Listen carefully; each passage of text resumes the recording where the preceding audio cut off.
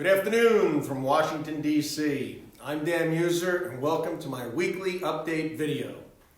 As the ranking member of the Small Business Subcommittee on Economic Growth, Tax, and Capital Access, I co-sponsored this week the Paycheck Protection Program Extension Act of 2021, which passed in the House this week and will extend the application deadline for PPP loans until May 31st. This is a very important provision for many of our small businesses and restaurants throughout our district, and I'm very happy that we successfully got it done.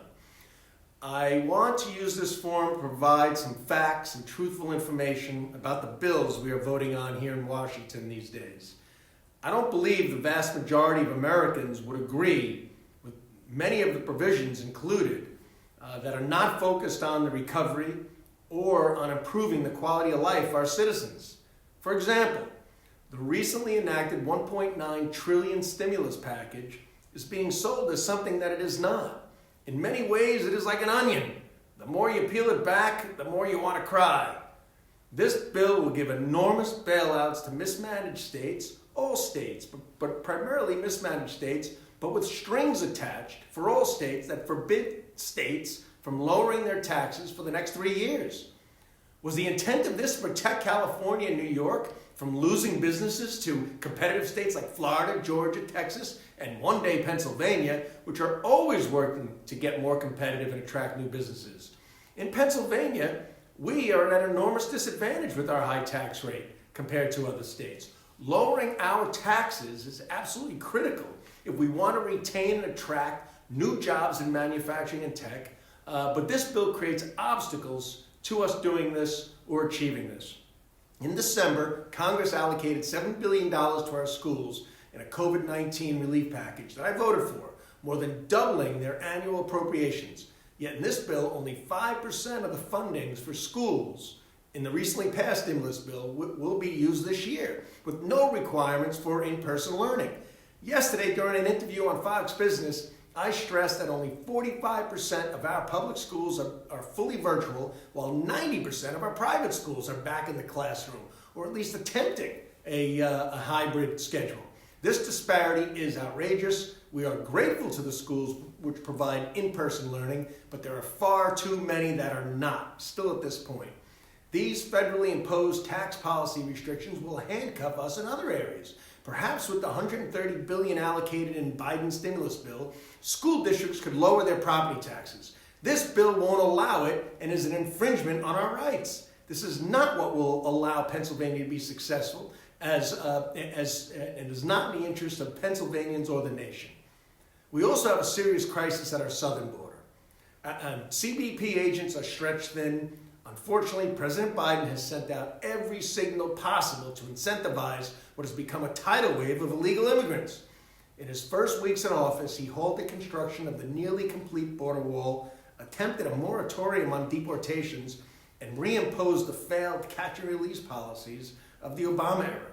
To make matters worse, yesterday, House Democrats passed H.R. 6, an amnesty bill, which only exasperates the Biden policies at the border by creating the incentive of amnesty, with no provision for additional border security, of course. This is a serious humanitarian crisis. Women and children are facing terrible, dangerous conditions and frequently are abused by violent cartels who use them as mules to smuggle drugs into our country.